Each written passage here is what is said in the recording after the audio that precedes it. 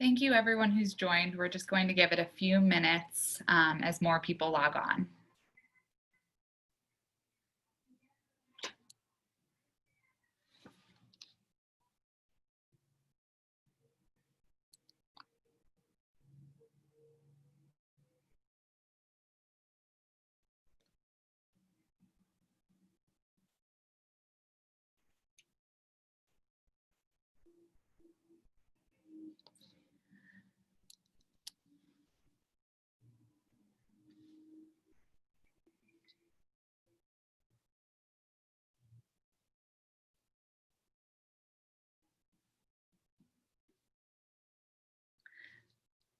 We will get started in just about 1 minute.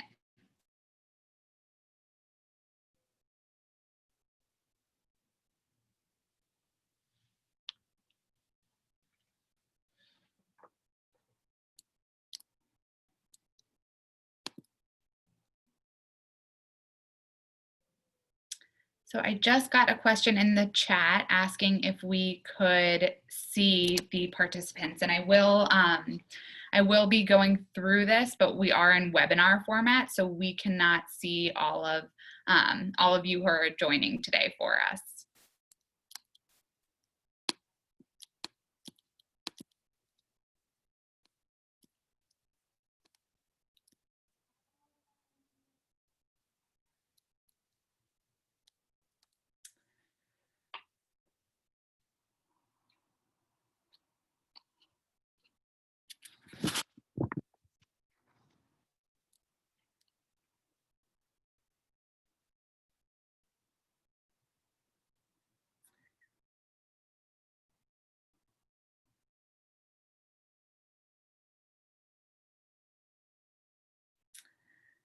Okay, so we will go ahead and get started.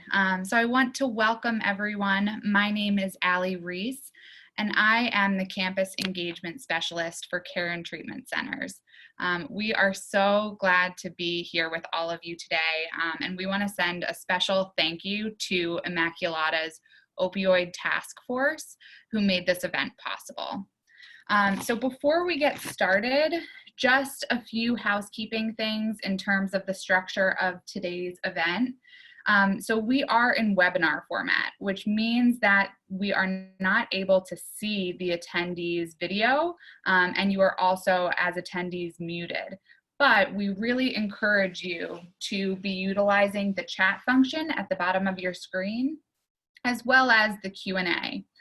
Throughout the presentation, we strongly encourage you to ask questions. There will be a period of time towards the end of the presentation where we review these questions and you have a chance to ask all of the speakers and hear from them directly based on the questions that you submit. After today's presentation, we will be sending you a post-event survey, which we would encourage you returning. That will be sent to you by email. So to just give a little bit of background about who we are coming in to present today, we're Caron Treatment Centers, which is a national leader in behavioral health care and addiction treatment for over 60 years. Caron Treatment Centers has services along the full spectrum of treatment programs, and we range from treating teens to older adults, so really throughout the whole spectrum of service needs. We do have an opioid use disorder specific treatment program at our treatment center. Caron, in addition to the treatment work we do, also offers programming specifically geared towards college students. So the College Success Program is a program that works with college students to support them during their time in treatment for substance use disorders, as well as they're transitioning back to school. Campus Engagement is another one of our programs through our education department, which works with schools to build partnerships and offer schools services based on Caron's expertise in substance use disorders. So I would like to introduce, and I'm very excited to introduce our speakers for today. So today we have Christine Storm, who is our Director of Community Education with us. She will be speaking about the prevalence of opioid use disorders, signs and symptoms, and the impact that opioid use disorders can have on a community. We also have Harry Cunan, who we are really excited to hear from today. He is a person in long-term recovery from an opioid use disorder. He also serves as Caron's Regional Resource Director for New Jersey. He is going to be sharing about his personal battle with opioid use disorder and his journey to recovery. Lori Quintavali, we are also grateful to have with us today. She is a parent advocate. She's the mother of a son who struggled with an opioid use disorder, and she's really going to be speaking to the family perspective and the impact that the disease of addiction can have on the family. And finally, Adam Lush, who is our resource director from the Philadelphia area, will be speaking about resources in the community and on campus and how one can best utilize those as a student in recovery. So without further ado, I will turn it over to Christine, who's going to share some great information with us today. Thank you so much, Allie. Hi, everyone. I'm thrilled to be here today, and I want to thank you for taking the time to join us for what is kind of a heavy topic for a Friday afternoon, but I also know how important it is, especially with how opioid use disorders and the epidemic have impacted our greater Philadelphia community. Just because everything is about COVID today doesn't mean that the opioid epidemic went away. It's still very much on the forefront, and chances are there's probably quite a few people who've joined us today who have already had their lives impacted by themselves or a loved one who has had issues with substances.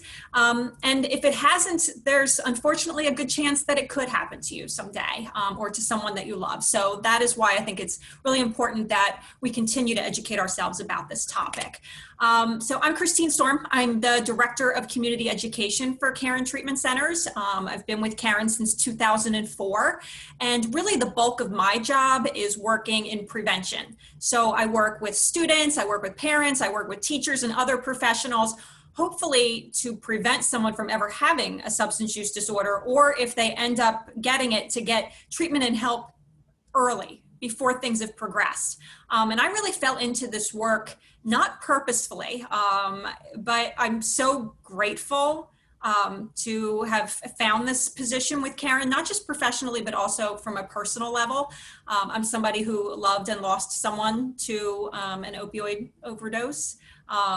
The day before my senior year was to start at University of Scranton, my mother called to let me know that my brother, who had been struggling with heroin addiction for years, had had a fatal overdose. And it's been 20 years, but it's still so sad to think that with proper treatment, that maybe he could have been okay. Because I know now that people get better, and now that I work for a place that provides excellent care, I understand that it does exist.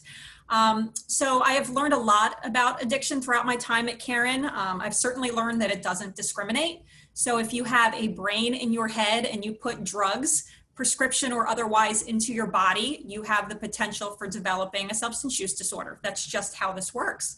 I've also learned that it's not the result of having a lack of self-control or immorality or bad parenting. While we know environment plays a part in it, there's also a huge genetic component to substance use disorder. We know that these things run in families. We know that it's a disease of the brain. And just like genes for other diseases can be passed down in family trees, this can happen as well with addiction.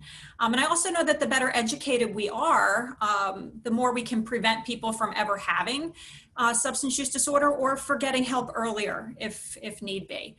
So before I turn the presentation over today to some speakers who are, I'm sure, way more interesting than I am, I would like to set some groundwork here. This is a topic, the first of 3 presentations that are going to be happening around this topic for the Immaculata University. So I think it's important that we define a few things. So let's get started with some questions. I would like to answer some of these questions in my 10 minutes or so that I have today. What are opioids? What is an opioid use disorder? How common is it? And how is it diagnosed? So I know that we have students joining us, we have professionals joining us. Some people are probably experts in this topic, but there are some who maybe need some of that foundational stuff. So let's talk about this a little bit. And the first thing that I want to answer is, what are opioids? So you might hear the term opiates and opioids used interchangeably. And really the only difference is whether they are made directly from the dried sap of the opium poppy plant, which would be opiates, or they're manufactured by scientists in laboratories to basically mimic the same chemical structure. Regardless of whether it's an opiate or an opioid, they both work the same way in the brain. They both attach to opiate receptors, they block pain, and they relax the body. So we hear that term interchangeably, and here are some of the names of different opiates and opioids that are out there: heroin, fentanyl, OxyContin, Vicodin, Percocet, codeine, and many, many more. So chances are that many of you listening today have probably been prescribed an opioid. So maybe after you broke a bone or had a dental procedure, you maybe took them for 2-3 days for acute pain, and then you moved on to Advil and you were okay. So that's really the hope. I personally am not somebody with a substance use disorder. I'm one of those lucky people that can have a drink and not need more. It shocks my colleagues in recovery when they hear that somebody they can like leave a half full glass of something on a table and walk away. But I'm one of those lucky people that can do that because I don't have a substance use disorder. And I've been prescribed opioids twice in my life. Once when I was 18 and I had my wisdom teeth out. So fun fact about me, I actually had 7 wisdom teeth. So that's a little weird. And the surgery and the recovery, probably a little bit more painful than the average person. And then I also had surgery on my wrist. And both times I was prescribed an opioid. For me, when I took those medications, they made me sleepy, lethargic, and nauseous. That's my reaction. I immediately, as fast as I could, switched to Advil to manage the pain because I didn't like the side effects, and that's my reaction. So it took me a while to understand that that is not the reaction that somebody with an opioid use disorder is having. Just because that's my experience doesn't mean that's somebody else's experience. It doesn't mean that I have self-control and they don't. That is not what it means. Opioids are among the most addictive drugs that there are. And for some, the reaction that they're having is not just pain relieving, it's high producing. So now, there's different ways that this can progress for people. Some people develop an opioid use disorder after years of heavy use of other drugs. So especially if they started when they were young. So if we take a look at a kid that maybe started in middle school or early high school with, they tried nicotine and then they were drinking heavily and then using marijuana heavily. And then, they tried cocaine and psychedelics and they kind of progressed to somebody offering them an opioid one day, and that was where they lost complete control. So that's one way that it can happen. And another is it can be triggered when given as a prescription by a doctor for something like a surgery or a painful illness like cancer or after an injury. So I want to take a look at this cycle of opioid addiction. And this cycle is the same or very similar for all drugs, but it's about as intense as it can get when it comes to opioids. So let's talk about somebody that has a brain that's susceptible to this, maybe after a dental procedure. So let's take a look at the beginning of this cycle. Medication is taken, it makes its way to the brain and relieves pain, but also it might be doing something for them emotionally. They might find that it improves their mood.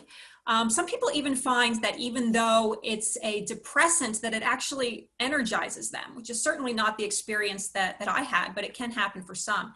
And that is because it also triggers the release of dopamine, which is associated with reward and pleasure in our brains. After the pain subsides, they might find themselves still wanting to take the drug for the effects that they liked. One of the reasons that we have the opioid epidemic that we have now is that for years, doctors were overprescribing opioids. So somebody would maybe only need a few days worth, but they had this bottle with 30 pills and maybe even a refill there. So they were able to misuse the medication and continue to take it for reasons other than pain. When surges of dopamine continue to flood the brain really begins to adapt and change. And it does that by creating an expectation that that large dose of dopamine is now the normal. So in order to get the pain relief you're looking for or the high a person is looking for, they need to take more. And that is the idea of tolerance. And tolerance develops for every drug, but it can happen really quickly for some when it comes to opioids. So now they have to take more. And for those with chronic pain, they have to take higher doses as well, or stronger milligrams in order to get the pain relief that they're looking for. So then over time, as this cycle continues, the person might find that when they don't use the drug, they don't quite feel right. Okay, they're craving it and eventually may find that their body even seems to need it in order to function. And a person might be spending so much time and so much money and effort to try to secure opioid medications that they find it's cheaper and easier to just go to the street and buy heroin. They might go from snorting it to smoking it to injecting it, all to overcome the tolerance. So the longer that this cycle goes on, the more entrenched a person can get. And then the withdrawal symptoms become overbearing. They're excruciating. It's like apparently the flu times 10.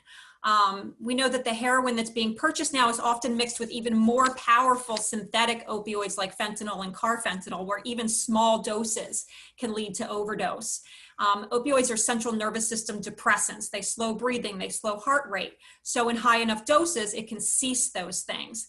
And if somebody isn't administered the reversal drug Narcan or naloxone, then it can lead to a fatal overdose. So the further a person gets into this cycle, the more it takes over areas of their life, the consequences pile up. And we know that nobody starts out to get stuck in this cycle. And I'm sure that Harry's going to talk about what it feels like to have this happen to them personally. And Lori's going to talk about what it feels like to have this happen to a loved one and to watch helplessly as somebody you love and care about is stuck in this and things are getting worse. So just a few stats for you guys. According to the CDC, in 2018, there were 67,367 drug overdose deaths in the United States.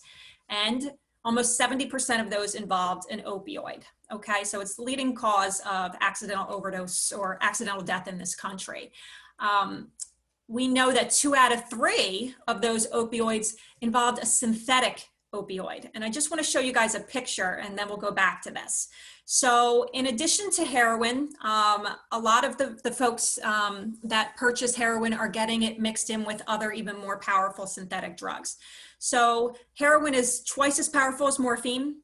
Fentanyl is 100 times more powerful than morphine, and carfentanil is 10,000 times more powerful than morphine. That little dot next to a penny that you see here is enough to cause a fatal overdose.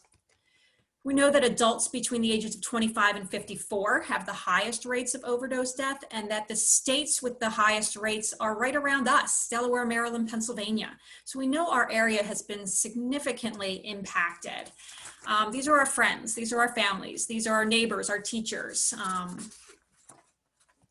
Just to define opioid use disorder, it's a chronic disease that's characterized by compulsive or uncontrollable opiate use, despite harmful consequences and long-lasting changes in the brain. So this definition is really the same if we want to put alcohol in there, if we want to put cocaine in there. It's a chronic disease, doesn't go away, can progress, can eventually be fatal. But one thing to know is it is highly, highly treatable.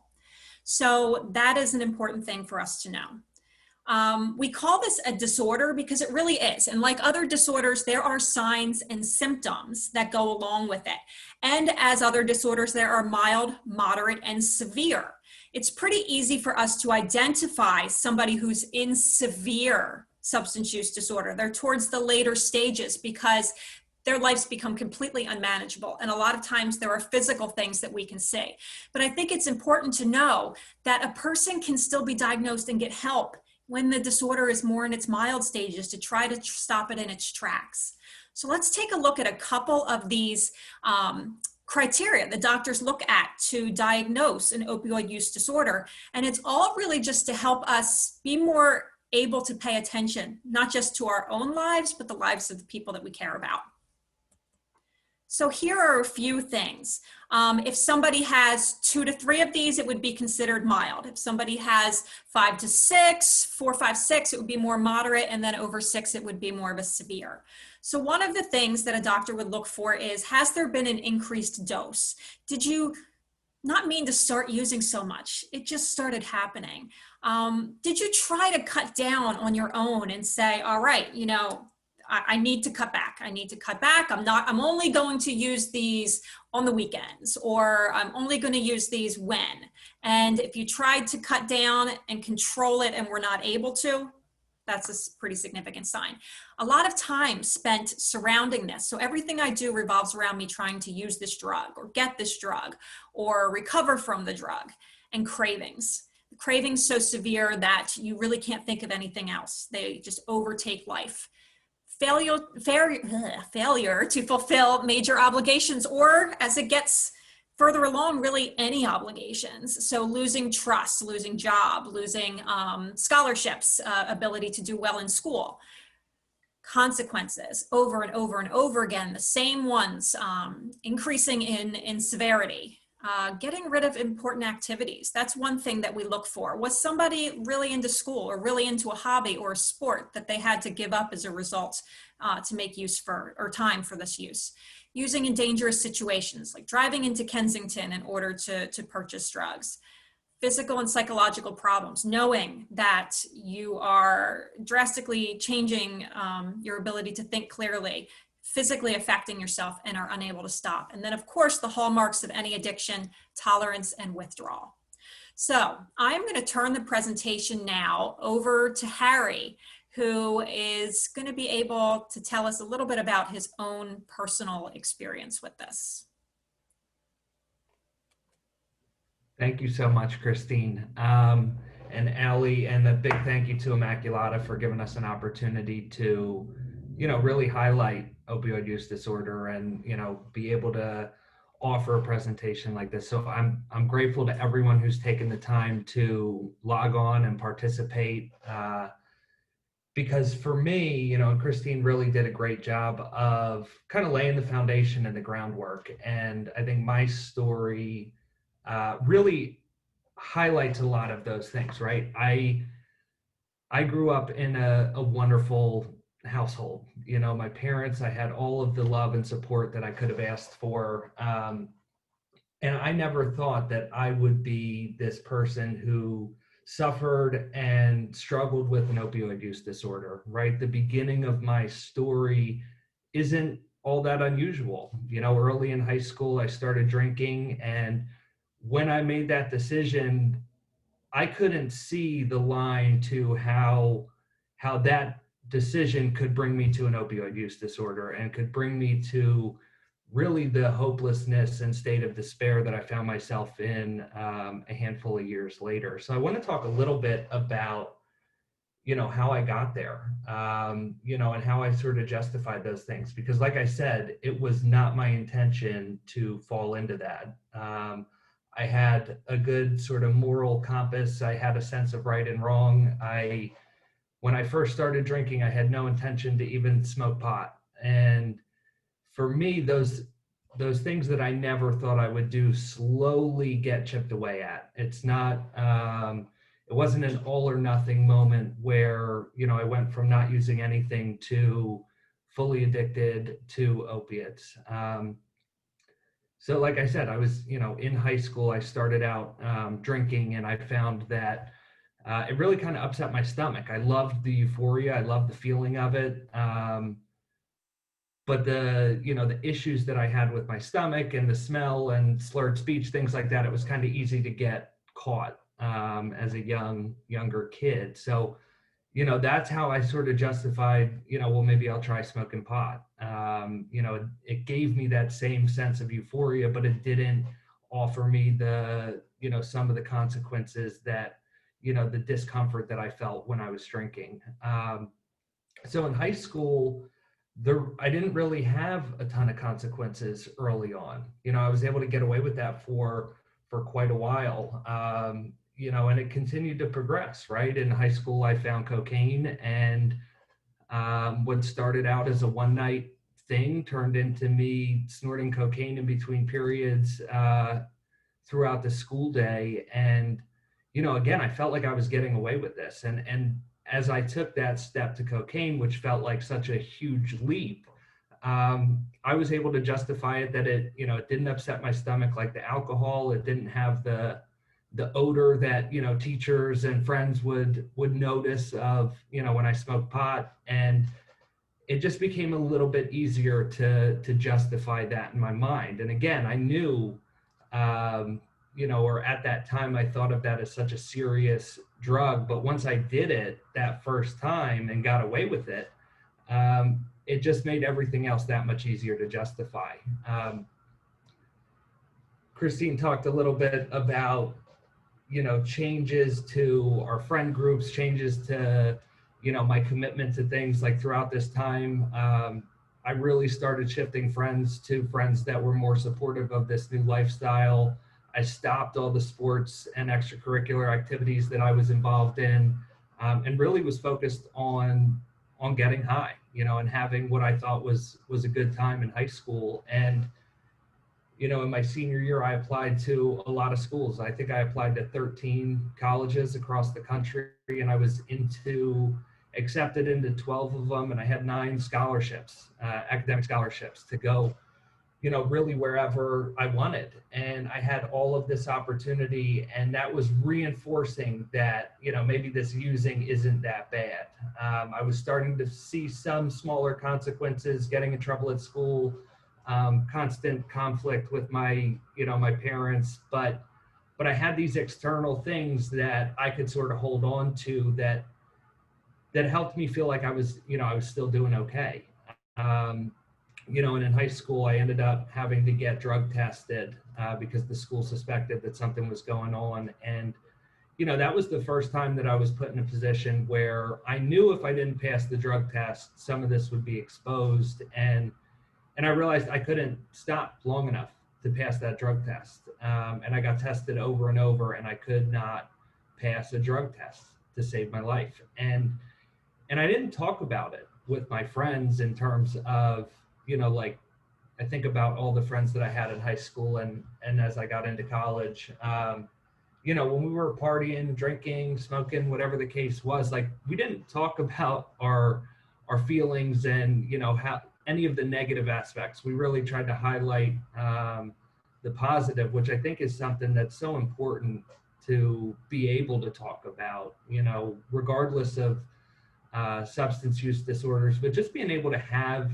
friends and people that you can connect with and really let them know if something's going on. So, my decision based on that was I'm going to go to a college far away where I don't know anybody, and I'm going to start over.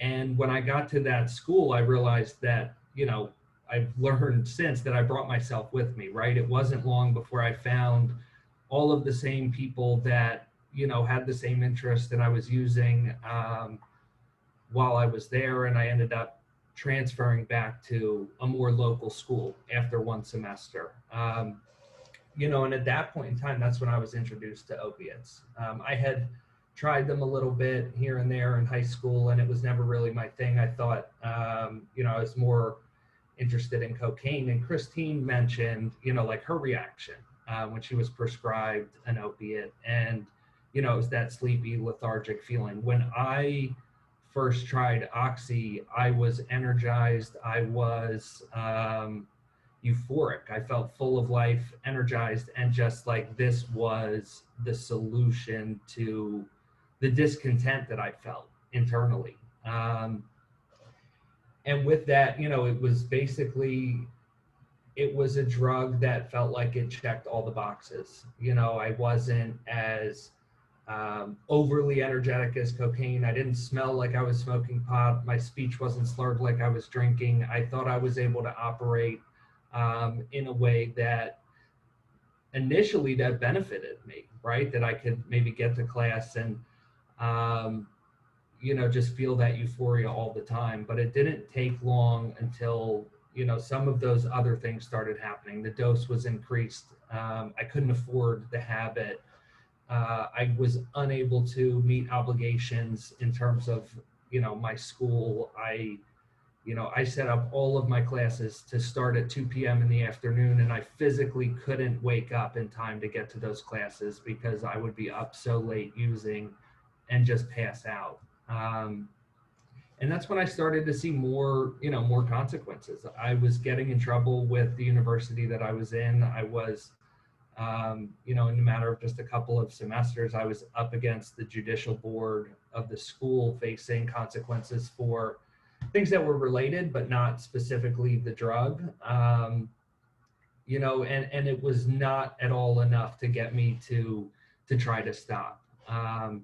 I found myself in constantly dangerous situations where I was held up at gunpoint and robbed, both on the street in Philadelphia and in a home invasion in the house where I was living. And none of those things pushed me to think that, the drugs were the problem. I thought it was, I looked for anything outside of that because the drugs were the only area that I found that comfort. But a big part of this, and I think a big reason that it's so important that we're having this conversation today, is looking at, I had no exposure to resources and help that was available to me. I had no exposure to anyone that had turned their life around and, was in recovery or was doing the right thing. The people that I surrounded myself were people that, that helped justify what I was doing and helped try to normalize it. And it was just a time of real sort of desperation. And as I continued to fail to meet those obligations, my grades were obliterated. I was on disciplinary probation at the school. I was on academic probation at the school. I was unable to function and do anything outside of just getting and using and finding those ways and means that I could get the money to buy more drugs. It was my entire focus. So I just, to really highlight that transition from this kid with opportunity and potential and, all of just this great opportunity to get a college degree was completely sidelined by my opiate use. And I was at a point where I went on one day and, I was looking at my grades online at the school, and the semester was coming down to a close. And it was just after I was involved in this home invasion just off campus, and everything was going wrong. And when I looked on there, I saw that I was failing every single class that I took. And, I realized that I had to drop out. It was drop out or be kicked out. And I blew that opportunity for the education. I blew the opportunity for really sort of furthering myself. And at that point in time, it was okay. I was so focused on my drug use that, I decided I would just go work in a warehouse and I would continue to use. And that was an environment where that felt more acceptable. And it didn't have all of the pressure that I had, right? I grew up in a home where my parents were relatively successful. My older brother was just graduated from college and was thriving early in his career. And I was just incapable of any of those things. So I wanted to get rid of those pressures and just really shrink my worldview into what I thought my life could be. And I was 20 years old and I dropped out of school. And then I realized I found out that a girl that I was seeing at the time was pregnant. And I was going to become a father. So I'm 20 years old, completely caught up in the grip of addiction. And now all of a sudden I'm a college dropout and I'm going to be a father. And there was this initial sense of sort of calm, right? That this was going to be that thing to give me the willpower to stop using drugs. And I believed that. I thought that, if nothing else, I knew what kind of father I wanted to be. I knew that person wasn't who I was, and I knew that drugs didn't fit into that picture. and that's when I really started to try to stop using drugs. I tried with everything that I had to stop, and I couldn't. Right? I made promise after promise to myself that I would stop, that I would get my life in line, and I was just completely incapable. The withdrawal that Christine mentioned, which is like a flu times, I don't know what number you said, but it's higher. It was just so unbearable that I couldn't envision getting through that. Um, and eventually, after everything I tried, you know, anything I could think of other than asking for help. I tried to become a police officer because I assumed if I was a cop, then I couldn't use drugs. So I went and I took the test, and I did well on that test. And all of a sudden, they called me in for a physical, and I refused to go because I knew I wouldn't pass the drug test. And anything I could think of, I tried to stop using drugs, except talking about it or asking for help, or looking to see what resources were there. Because in hindsight, at this point, and while I was in college and high school, there's so many resources out there that I wasn't aware of, or I didn't take the time to try to seek out. And nobody, had really pushed me in that direction. So, um, you know, after my daughter was born is when really I just became completely hopeless. And that's when, other things started to happen around me. Friends started to die from opioid use disorder. My closest friend, was involved in the death of another one of our friends, and he got sent to state prison for years. And this is someone who I went to high school with, I was in college with, had all of the same potential that I did, and because of his use, somebody that we cared about had passed away, using the same drugs that he and I used every day, and now he was going to state prison, and I still couldn't stop. And things continued to get worse. And I just want to highlight that, what I tried to make look like was a fun time in high school and in college, led me to a point where at the end of my using, I was back in my parents' basement, using alone with a baby upstairs, and just mentally believing, because of all of the times that I had been robbed and held up at gunpoint, believing that I was going to die. I didn't think it was going to be the drugs that killed me, but I thought that the lifestyle that I was living, I was going to be killed. And I still couldn't ask for help. But it was just a couple days after my daughter's first birthday, so that full year of using, and convincing myself the lie that if I continue to use, then I'll be able to take better care of her. If I'm not withdrawing, then I'll be able to read her a bedtime story, and I'll be able to change her diaper and play with her and be there as a person. And, I had realized I wasn't going to be the father I wanted, but at least if I was high, I could be present. And it was the most hopeless position I've ever been in, with the smallest outlook for my life that I could have imagined. And I just accepted that was the way that it was going to be. And the way that I found myself, going into treatment wasn't that I reached out and asked for help. It was that I got caught stealing a lot of money. And when I was confronted with that, I was given the opportunity to go to treatment.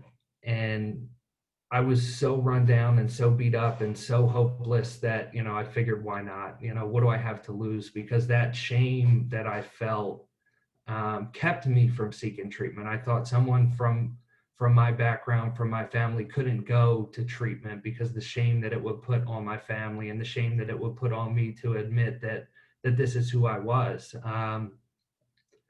So when I was confronted with that, I accepted the opportunity for help, and I ended up going to Caron in October of 2012. And I had no idea what that would look like. All I knew was that, I didn't know anybody in recovery. I thought that my life was going to be over. I'm 22 years old. Most of my friends are still at college, partying, having having a good time. And, you know, for me to think about what does a life look like without that, because that was my whole identity. That was the only thing that I had treasured for so long was the relief that the drugs gave me, and that lifestyle. So the fear of walking into that was immense. But when I got there, I found that it was the first time that I could really identify with other people, you know, and people that were just like me that I was using with weren't telling those same stories to try to glorify it. People were talking about the pain that they felt, you know, and I saw hope in that. I saw hope that there was an opportunity to get better. I saw hope that there was, you know, that recovery from this is possible, because I believed that I was just a bad person, because I knew what I was doing was wrong and I wasn't able to stop.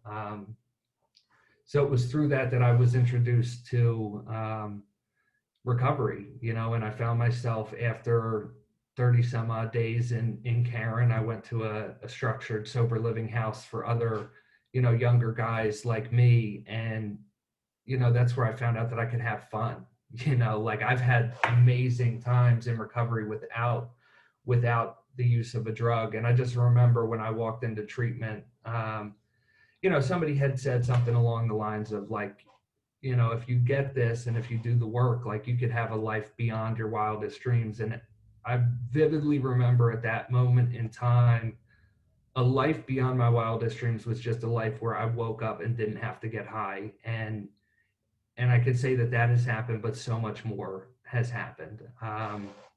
You know, I've found meaningful relationships with friends. I've had amazing, you know, opportunities to connect with people, to help people, you know, and really to try to shine a light on this, because it's something that I was so blindsided by and my family was blindsided by. But I just want to highlight the hope in that, you know, if nothing else, if you know somebody or if it's you, there are resources out there through Immaculata, through other supports. And Adam's going to talk about some of that later, but just knowing that there's hope, because I was so hopeless, that I couldn't see it, you know, and it might've been all around me. But if I could end with anything, it's that if you know someone or if it's you, just keep in mind that, you know, there's a lot of stigma around this. People don't want to talk about it. People who are suffering with it beat themselves up more than anyone else can. But just try to be there and listen and offer any resources or help and let them know that it's okay and that recovery is possible. And there's a lot of people out there doing a lot of really good work to try to get that message across. So with that, I just want to say thank you again to Immaculata, and I want to say thank you to, you know, the team at Caron and otherwise that have given me an opportunity to do something that I'm so passionate about in my career now, something that I never envisioned the day that I dropped out of college. And with that, I want to welcome Lori to share her perspective as a parent. Hello, everybody, and thank you for being part of this panel. And Harry, I had tears in my eyes just as the memory of what this felt like as a mother, to feel your pain and to know that my son went through this. It's a family disease. Not only is the person suffering with addiction suffering, but the entire family. And all I can say is it felt like we had a tornado that just came in and whipped around our family, and everything in its path, sibling, the dog was affected, everyone was affected, and we landed in the land of not Oz, but addiction, and we had no idea what that was going to look like. There was no addiction in my family. I was completely blindsided. I had a beautiful son. I have a beautiful son who is 29 years old, who struggled for 16 years. He was the 12-year-old who was skateboarding, playing football, and a huge risk taker, but a beautiful, sweet soul. And the summer of his 13th birthday, he started drinking, smoking a little pot. And by the middle of 8th grade, we had completely lost my son. He had dropped out of school. He started hanging out with older kids. And in his words, he went hard and fast. He was on pills. He was a big PCP user. We tried everything humanly possible, every program to try and stop his use. He was in the juvenile justice system at a very young age. And he has a sister that is very close in age, and their lives couldn't be more different. I'm going to fast forward to when he was about 19 years old. At this time, we heard about parent support groups. And Alec had received his second DUI. He had criminal charges. He was going to be in a lot of trouble. And we used the opportunity to get a lawyer. We never did during the juvenile justice phase of his life because we wanted consequences. We were trying our hardest to get him off the streets. He was down in Kensington at a very young age. And we got him in Caron, and that was his first treatment at 19. He went on to an extended program. And the cycle was just continuous and very similar to what Harry said. He got caught up in something that maybe at 13 or 14 was fun. He cycled in and out of treatment centers. He was in Florida for 4 years. He was in Utah on a long-term program. And he was not ready to get sober. He would go into treatment programs. He would be the model person. He's very lovely, very charming. And he would get to be where he would feel better. He would get off the streets, and it gave him an opportunity. But he said in his mind, he was never finished using. And at that time, he went on to heroin, and he was an IV heroin user probably by around 19. I don't remember if it was before Caron or after. I don't really remember that part.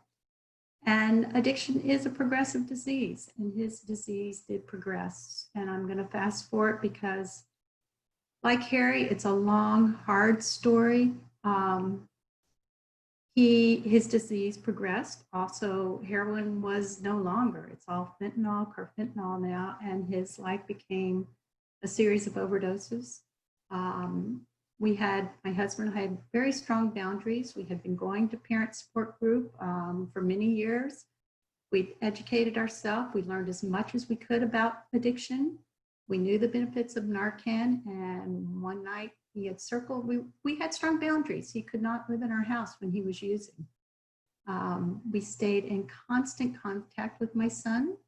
We always would answer calls. He could call us in the middle of the night, and we'd be down in Kensington at 3 a.m. if he wanted help. If he lost a phone, we got another phone. If the phone was sold, I needed that for myself. I needed to know he was alive. And what I did every single morning was check his phone log to make sure that there was some activity on that. And he was pretty good about me texting and saying, "Are you alive? I love you." And he would be in touch, which was so important to me. He was in our house ready to go to treatment. My husband was out of town, and something woke me up in the middle of the night, and I went downstairs and he was blue. He was barely breathing.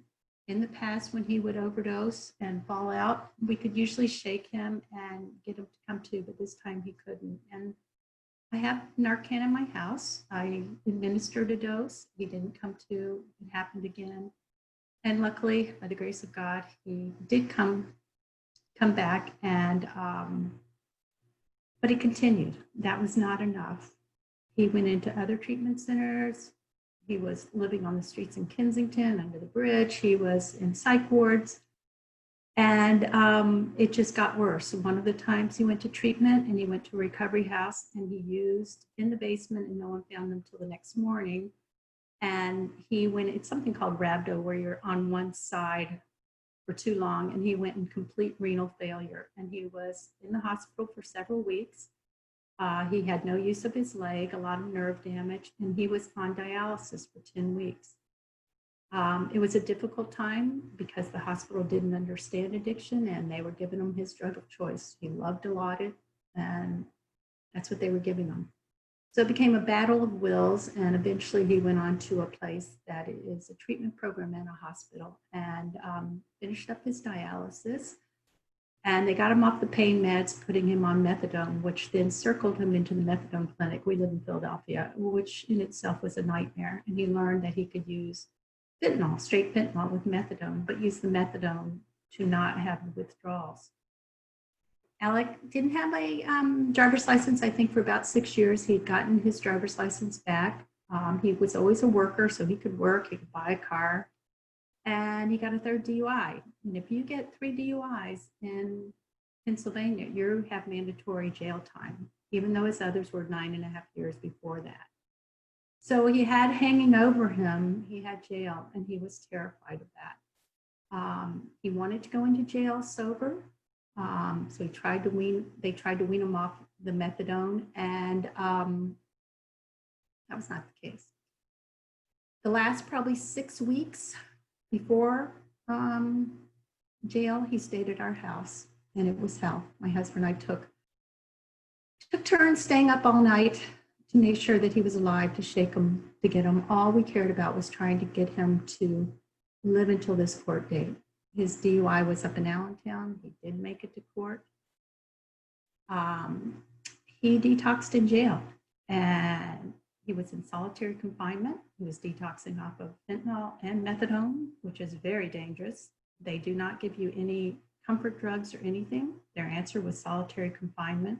We had no contact with him for several weeks.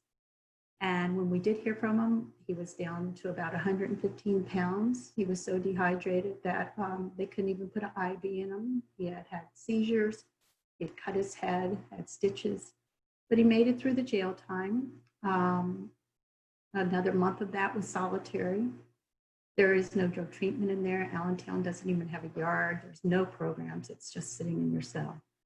And then he filtered down through their TCAP drug program, which was drug treatment program run by the Department of Corrections, which is not treatment. But he made it, house arrest for 90 days, working, and he 15 months sober. He's doing great, and he was being a good Samaritan. He heard his neighbor yelling and screaming, and he went outside, and the neighbor's boyfriend was trying to strangle her and beat her. And my son is a very sweet kid, tried to help, and the guy stabbed him in the neck. By the grace of God, he is alive again. He was unconscious. It hit an artery, and someone held it until he got to the hospital. When he woke up, he had found out that they'd given him morphine. They'd given him fentanyl because of the pain. And he freaked out because he knew if he had a hot urine, he was going back to jail. But he was given a Percocet, sorry, I'm losing my train of thought. He was given a Percocet prescription, and he told them, no, I'm in recovery. He was very strong. He wanted a new life. And he tried it on his own, and the pain was too much. And he ended up using a couple of days. Overdosing each time. Luckily, someone was with him and got him to the hospital. And then the program pulled him back in, and then he's back in the program. Not in jail, but the whole program. Talked to him this morning. He's got about, I say that was a blip. So I would say about 17 months sober. He wants sobriety. He's at peace with having to do the house arrest again and doing what he has to do. And so that's kind of his story. I would say for the family, it's absolutely hell. It is the most heartbreaking thing to watch your child, even hearing Harry's story. I wanted to be in tears. Parents are powerless. There was nothing I could say, do that would make him stop. He also has a child who's now 3 years old that he's not been able to live with, and I'm hopeful he could be a father to his son. The one thing we did right is we learned to just love him. We were there no matter what. He knew we loved him. We had to set some boundaries, but we would always answer phones. He was choosing in the end to die. He did not want to live, and we were determined that we would, even if he was using, we would go and pick him up, take him out to dinner. We would buy him groceries. We just let him know that we loved him. And I want to say for any of you out there that are siblings, the siblings of someone who's struggling with mental illness or addiction, oftentimes in parent group, we call them the invisible children. They're the kids who have to raise themselves and not be any trouble. And my daughter was perfectly that person. She was the overachiever who went to before school programs, after school programs, all through high school. She was working at a camp. In the summers, a YMCA residential camp so that she did not ever have to be alone in the house with him or be in her house. She lived in DC. She got a full scholarship at a college in DC and rarely came home. She went on exchange programs. She lived in Spain for a year. She backpacked through Europe for 4 months on her own. And all through this, she never told anybody. She never told anyone in high school. Finally, in the end, I think her senior year, she told one of her friends from college to find out that this friend's sister had tried to commit suicide and had had a similar life with mental illness. Thank God today she's seeing a therapist and has been for a year and a half. I would say the thing that I did right by her is she and I both love to travel, and we went on some awesome trips. My husband and I learned to tag team when one of us was just too tired, too exhausted. The other one could kick in, and I went on trips to Argentina, we walked the Camino in Spain, and we just did some great trips, my daughter and I, because I needed to let her know that she was important enough for us to step away. As far as parents or adults out there, all I can tell you is we never would have survived without parent group.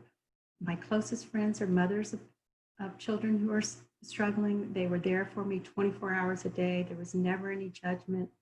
Parent group gave us a place to be without stigma. It gave us a place for education. As couples, that's who we go out with. Those are our closest friends. 4 of my friends from parent group have lost their children.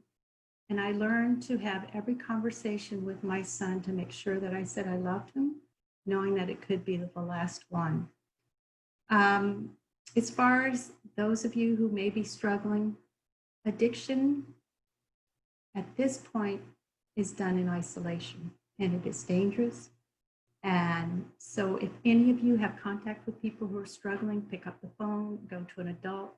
I know the school has many services. Caron can offer services.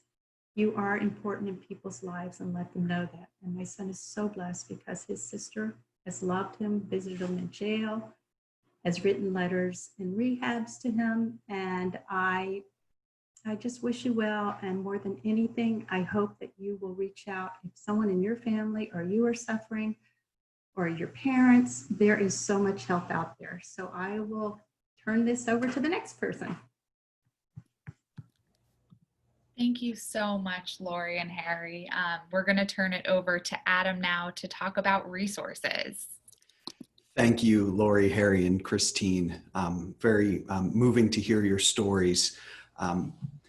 In thinking about, how I want to approach this topic of resources, I want to start by going back into some of my personal experience. I'm now a regional resource director for Caron Treatment Centers. So my job on a day-to-day basis is to help people connect with the resources that are most appropriate to help them in dealing with their substance use disorder. So I'm very familiar with local resources in the Philadelphia area. I have a network of people in a similar role across the country. So we have a very broad network of resources to connect people to if need be. But I want to just start by talking a little bit about that concept of resources. Going back in my own experience, I'm a person in long-term recovery myself for 16 years. And I got into recovery in my freshman year of college. And looking back prior to that, I look at, the resources that I relied on to kind of get through a day in my life. And what had happened over time is, starting at a very young age, I had begun to rely on substances to get through difficult situations. So I can point back to, being 14 or 15 years old, my parents getting a divorce, being very emotionally upset about that, but turning to alcohol to numb that pain. So in a way, I was using the substance as a resource to get through, those emotions. Over time and years of using those substances in that way, I became so dependent on them as my primary resource that I really didn't have other options. So I didn't have tools to really function and get through life. And this all culminated in my freshman year. I moved into the dorms at a college down the road and from Immaculata. And I was in my dorm room and I was afraid to go out in the hallway to get a drink of water. So I was 19 years old and I was scared to leave my room. So, reflecting back on that years later, I can see that what had happened is I really did not develop emotionally the way that most of my peers were developing, because they were, learning healthy coping mechanisms. They were, building healthy resource networks, where I was just relying on these substances to get through everything. So it was like I'd learned to walk with a crutch. And then when you took the crutch away, I didn't know how to walk. So it was a very scary spot. And in that big transition period of, going from high school to college and, kind of forging new relationships and kind of laying a trajectory for the rest of my life, I was really in a position where I didn't have the tools to handle it. And that for me, people in recovery will call that a bottom, was where I reached my bottom. I realized that internally something was very wrong.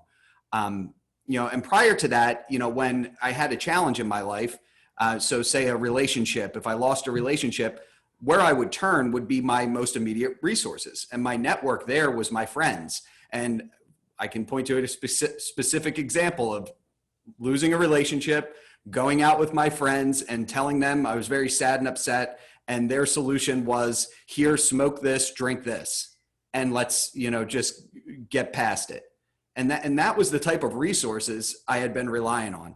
So I think, if anybody examines their network of people that they have relationships with, or if they, drew a circle on a piece of paper and put their name in it, and then drew nodes out to everybody that, they're connected to, that could be a potential support resource for them in difficult times, everybody would have a very different picture depending on, their families, their relationships. Are they connected to, professional resources and things like that?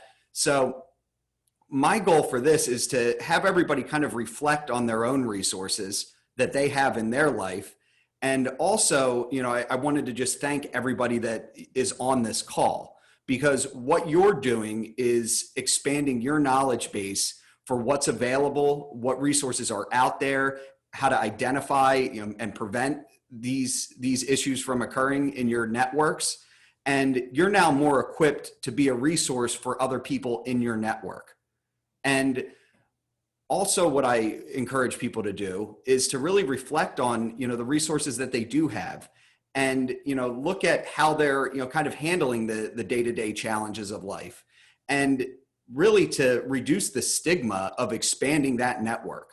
So I'm aware of hundreds of wonderful therapists, counselors, treatment programs. There's so many resources just locally, 12-step recovery groups. There's really a lot that can be accessed by anybody. And, knowing how to access those things if need be is very important. So definitely having a sense for, if you have someone in your network that has a link to those resources, I would recommend that for everybody. And, you can start with the team at Immaculata. They've got a lot of really good resources internally at the school, which we'll talk about. We have a slide kind of overviewing them. Also, looking at, your family system and the support that you have in your family, and, seeing if there's, people that you can turn to and rely on and really have honest conversations about what's going on.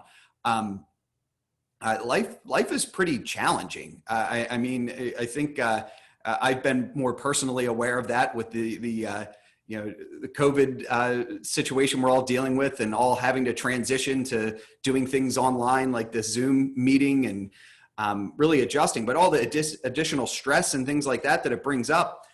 If someone's having a challenging time already, and then they have to deal with that, they might not be able to, and they might need some support.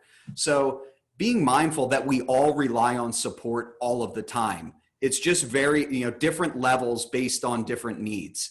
And, if you are in a position where, you need some extra support, there's no reason to not get it. And that was, I sharing my personal experience, I had shame, guilt. I felt like I should have already known how to deal with this stuff.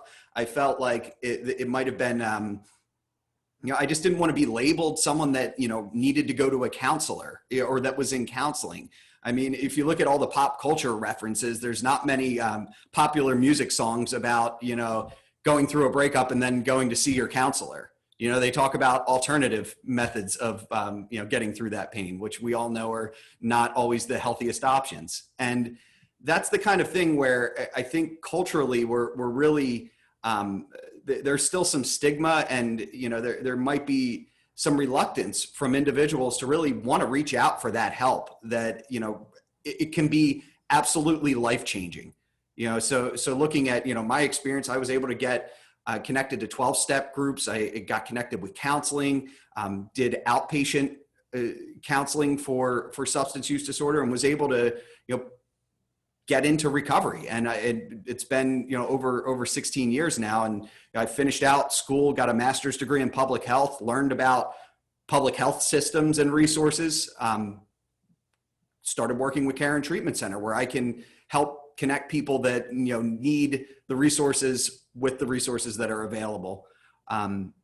So Harry's and my contact info is going to be shared on this slide. If you ever need help connecting with a local resource, we can help guide you in that process. There's also great resources at your school. So you got the Student Wellness Center. You can reach out to Jessica, the Director of Counseling, Elise, the Director of Health Services, Campus Safety, the Residence Life and Housing team. They can be a great resource. When I was in school, I became a resident assistant, and that really opened my eyes to internally on campus, really how much is there to support students in all aspects, whether it's academic, if they're struggling, all of these. That's the other thing, that all of this is connected, and substance use disorder is really a holistic disease. It impacts every area of someone's life. So, depending on what area it's impacting, as a friend or someone that cares about someone, you might notice it show up. So one place teachers might notice grades start to slip. And that's a place where, it might be indicative of a problem outside of the classroom. Or it could be they need some more support educationally. But it's looking at, what other things are playing a role or being impacted by this, and where you might be able to intervene and connect someone to the resources. Another big part of my personal experience, the substance use had left this giant void in me that, I really needed substances to fill that void. Like that was the, that loneliness, that just feeling, really alone in the world, like, was how I felt in that dorm room. And entering into a recovery process and learning what was going on and, what I needed for support, I realized personally a big part of what I needed to address was this kind of spiritual sickness that I had, that I really needed to develop a spiritual connection. So, the campus ministry that you guys have on site at Immaculata can be a great resource for that. But I look at, faith and spirituality is now a very important part of my ongoing recovery process. Identifying places where, I can leverage that as a tool, being able to turn to faith in times when I'm having I'm going through something challenging versus turning to a substance. I mean, the outcomes of, those two different decisions are night and day. So it's really important, looking at, you're looking at your life, looking at the supports that you have, and seeing where you might be able to add more of these, more of a structure of support in the event that you ever are faced with an issue like substance use disorder, or someone you love is facing an issue like substance use disorder. Regarding online resources, this is the great new future that we're already living in. There are tons of resources online, and there's a lot of in-person resources typically, but now many of them, due to COVID, have gone online. We've got a podcast series at Caron, the Parent to Parent podcast series. Kim Porter has a great program called Be a Part of the Conversation, local in the Chester County area, where she does a lot of really good speaker events. Typically, those are like Tuesday nights at 7. You can find more info there at Conversation Zone. And at Caron, we are constantly trying to just get more information out about helping people with substance use disorder, preventing substance use disorder, and ultimately helping people achieve recovery for life. So looking, our website is a great resource, to find some of this. We've got a YouTube channel where webinars like this that we've done on various topics can be found. So it's a great place to go if you're interested in learning more about the topic and really becoming a resource yourself. And that's, that would be my ultimate takeaway for anybody that's on this call is that, I want to thank you for being on this call because you are now a potential resource for someone in your community. And the more people that are aware of what's available and can address this can really help people, help individuals, help families avoid the nightmare that is addiction and substance use disorder. So we're here to help. Feel free to give Harry and I a call. And with that, I think we will start our Q&A portion. Absolutely. Thank you so much, Adam. And thank you to Harry, Lori, and Christine as well. This has been really amazing, and we're already having some questions come through the chat. So to begin, and I think, Adam, this might be a good one for you to answer as someone who has both received resources and now offers support to others. Besides being there for someone who suffers from an opiate use disorder and reaching out, what else can you do? I worry that bringing up recovery can sometimes push people away and promote them to only enjoy hanging out with people with the same interests. And in that way, we will lose them. I would not want that. What can we do, and what can we do to be there for them? And this was a question from Maggie Barnes. That's a great question, Maggie. And it can be challenging, bringing this discussion up. It can be an awkward conversation. Like if this is specifically, regards to like a friend that, you might have some concerns about, that you're concerned that if you bring this up to them, that they might push you away. I really, if you're in that situation, I encourage you yourself to look for additional resources. So, a 1-minute answer to this question is not going to cover everything that, would benefit you in that specific situation. So, learning, looking at like these parent support groups or connecting with, some of the additional resources at Caron to see, how to have those conversations can be really useful. And you might learn some ways to have that conversation. Now, if you're kind of ready to have that conversation with them, even though it's going to be uncomfortable, I find the best way to do that is just being fully transparent and starting the conversation with, hey, I'm really uncomfortable having this conversation with you, but I really feel like I need to tell you this. And then focus on how you feel and how what they're doing is impacting how you feel. It's very hard for someone to argue with your feelings, what their behavior is causing you to feel.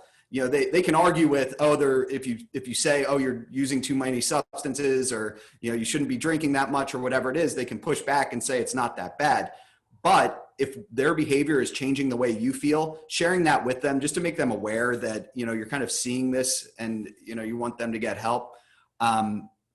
Beyond that, I mean, there's a ton of resources regarding like specific interventions.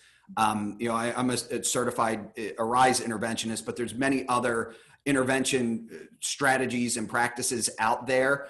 And there's a lot of local interventionists that are really good that I could recommend if that was a direction, you wanted to go with the person. Sometimes, picture it as a spectrum. Some people are going to be very open to someone's concern. Others, it's going to take many, many attempts before they finally, start becoming willing. I hope that helps. And if I could just add, I think briefly, Adam covered a lot there, and, sort of loop in what Lori had talked about a little bit with boundaries and, just letting them know that you care about them. And that, if they are open to it, that you're there for them.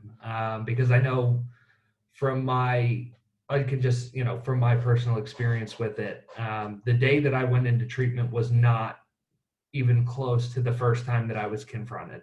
I was in situation after situation where, to everyone else, my life was in complete shambles, and I wasn't yet open and ready to have that conversation. But it felt good when I did, when I was open and willing, knowing that they were there. And throughout it all, they had, there were people who had set strong boundaries with me.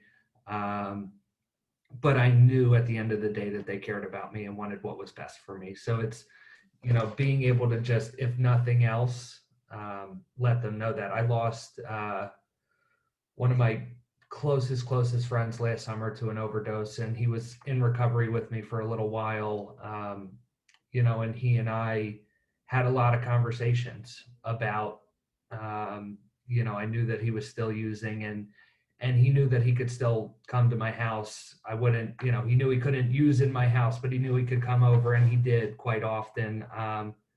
But I wasn't able to get him to hear me out. But he knew, the one thing that I know is that he knew I loved him and I cared about him. And if he was open, I'd be there. And sometimes that's all you can do. But, just being there, and like Adam said, for you to be the resource, having listened to this, is something that when that time comes, that opportunity,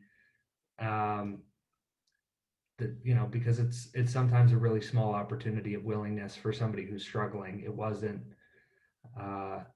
every day that I would have been open to going. It was sort of the perfect storm that created that. So just being there and caring for them, they feel enough shame and stigma on their own. They don't need somebody beating them up over it. So that would be one thing I'd add. Absolutely. Thank you. Sorry. Go ahead. One thing, school is such a weighted thing. It is so difficult, and we are college graduates. And for me to know that I have a son that dropped out at the middle of 8th grade and has a GED was very hard to give up. At the end, all I want is for him to be alive. And so anybody who's struggling, school will always be there for you. And the most important thing that your parents, your family members want is for you to be healthy and to be alive, and school will be there. And that is also a boundary that parents can place. If you are flunking out of school, it's really not the time for a parent to be paying for school, but the boundary might be, let's get help, and then we're going to move forward from here. Thank you so much, Lori. And the next question, I think would actually be great to start with you, Lori, as well. It comes in from one of our participants who says, I have a college-aged son who is a student who my husband and I is ultimately using alcohol to cope with his emotions. We have expressed our concern about his excessive drinking to him, but how can we effectively help him understand our worries? Again, it's just opening the lines of communication, and it took a long time to not be angry, but to let them know that it's out of love, and that no matter what happens, where they are, if they need to be picked up, that you're there, and that you are never disappointed in them. And if school becomes difficult or a situation gets difficult, that you're there, and that it's a lot of money to go to school. And I'm sure those guys who struggled, Harry, during school, time to be doing school. Take care of yourself and come back. It will always be there. So for those parents, money is power. And part of how we always got my son into treatment, and we did many times, was cutting the money source and being there. And it wasn't to say we're kicking you out. It's just we can't support this. We paid his health insurance to assure that he could always get in treatment when he wanted, when he aged out. I could throw in as a parent, also, if you're concerned about your child, that's what professionals are there for. If you're concerned that your child might have some other illness, you would take them to the doctor, and that's what behavioral health specialists are for. So I know it's difficult convincing a child to even go for an assessment, but that's really where it starts. And some of the professionals that we have on here today are people you could reach out to say, maybe my son needs to hear it from somebody else. You know, maybe what we think is going on is not really what's going on. And in a confidential assessment with a provider, they might be able to get a little bit more insight. And when we talk about treatment, it doesn't just mean going away to rehab, which is not a bad thing at all, but it's intimidating and overwhelming. And not everybody that is on that spectrum of substance use disorder needs that level. Maybe your son needs outpatient treatment where they talk to somebody about what some of the emotional issues are, and that person helps them make a connection between that and their alcohol use. And then they work them through those sort of denial and stages of change. And then if things aren't getting better, they can bump them up to the next level, which is more of an intensive outpatient experience where they might have, family therapy, education, support group. It's more intense time.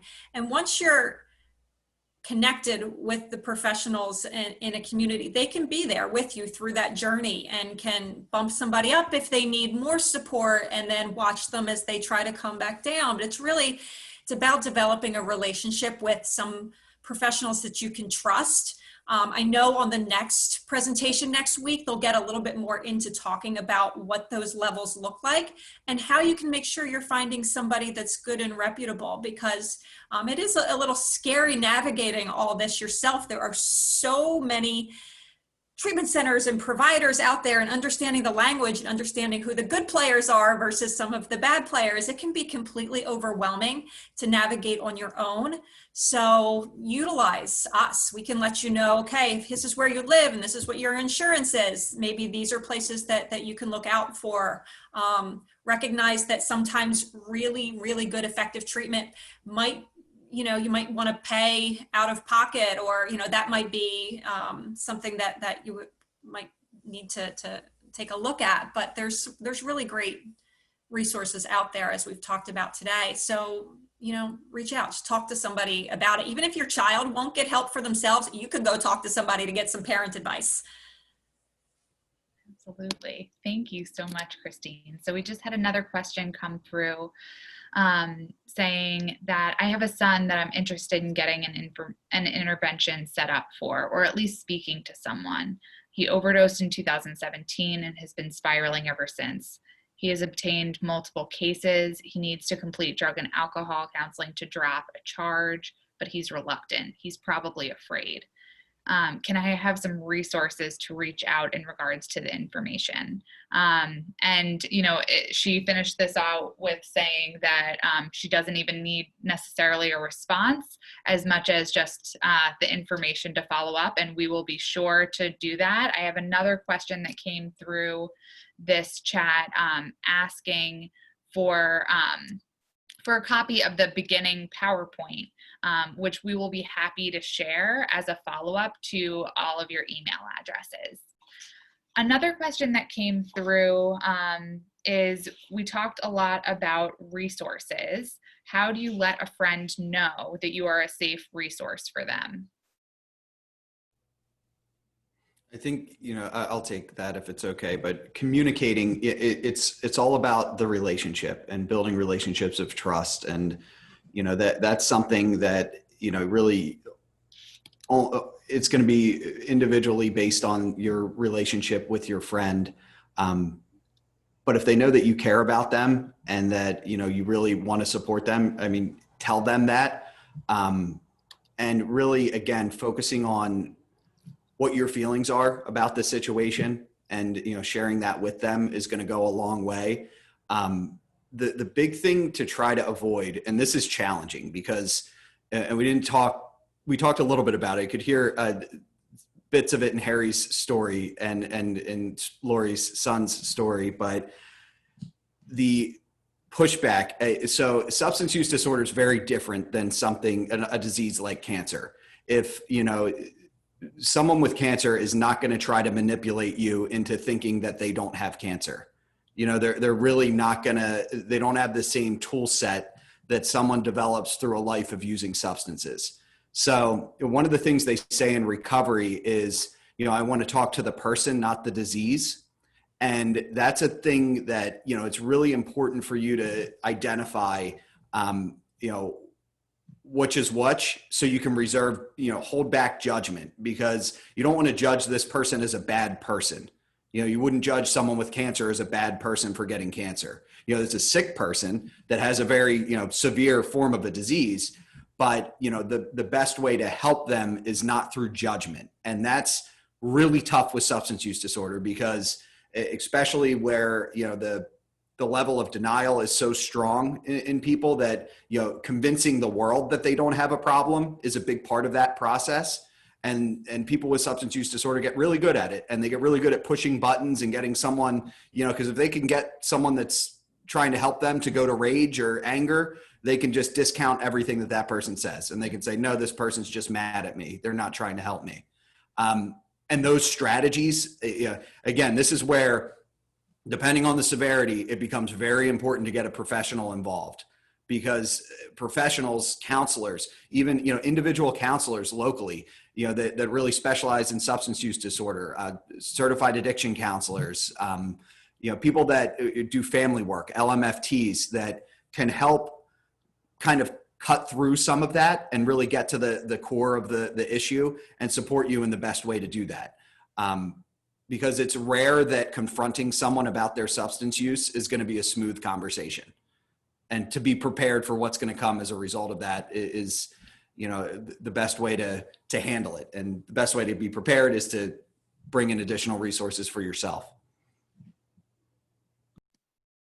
Thank you so much, Adam. So another question just came through from Grace saying, can the brain ever heal after a long period of abstinence? Christine, would you want to speak to this? I can try. I certainly would encourage you to join again next week when we're going to have physicians and addiction medicine specialists on that can answer this. I think so much of it depends on how much and for how long a person was using in terms of what it can do to the brain. But we certainly see Harry and Adam today as people in recovery who are eloquent and intelligent and doing their thing. What we do know is that once somebody has a substance use disorder, they always will. So it's not like, you kind of age out of it after 20 years, you can start using again. Like, that is just not the case. The process will start all over again. So we know that. But from what I understand, there is a period after a person stops with their abstinence where their chemicals start to level themselves back out, and there's absolute regeneration that happens. And as we see folks in recovery leading extremely, wonderful lives, better than they've ever had before. So my answer is yes, but I think you can get more specific information from our physicians next week. They can talk about things like post-acute withdrawal and the period of time that the brain takes to heal after a period of lengthy use. Thank you so much, Christine. And I do agree that our next installment in the series will really be about the science of addiction and treatment. So please, if you have more questions about that, feel free to join. And one last question. So one question came through in the chat asking, and this is Harry directed to you. You mentioned having some interactions with Judiciary at the school. Are there any approaches that you think would be helpful for a school administrator as a student who's struggling and coming across the Judiciary system? So first of all, that's a great question. And, I could go into a lot of different things. I think, the challenge with substance use disorders in general is a lot of times the presenting issues are, can be criminal, they can be behavioral, and they are serious. The things that I was up in front of the judicial board for were significant and serious issues that needed to be addressed on their own. But I think, for the administrators looking at, so for me, I was there 3 times for, once a handful of different issues that, I think looking out for those students, right, to try to understand what might be causing that, and maybe trying to offer some, support resources. Not to say that it didn't need to be addressed, because what I was accused of at the school level was very serious, and not good for the campus community as a whole. But I think, the one thing was maybe just looking for some of those red flags, right, of what might be causing this, because it wasn't the violence and the other things that were bringing me to that position. So I think just keeping it in your mind, that there could be something that's really at a root cause level that, while I was given sort of a disciplinary action as a result, but also, if somebody had maybe said, hey, this is our campus resource center and some of the things that they do, and encourage that. So it didn't feel just as disciplinary. Because that, I know we're sort of out of time, but I think for me that fed into it a lot. And Adam touched on, if someone's coming at you with rage, it's easier to kind of write it off. And I looked at that as a way to sort of write off the other issues where it wasn't, the drug use wasn't my problem. It was the authority at the school. It was the authority in my family. It was all of these other things that presented more clearly. So just keeping an eye out for those kids. And that's not to say they don't need consequences, but, to maybe just offer something additional to the disciplinary action.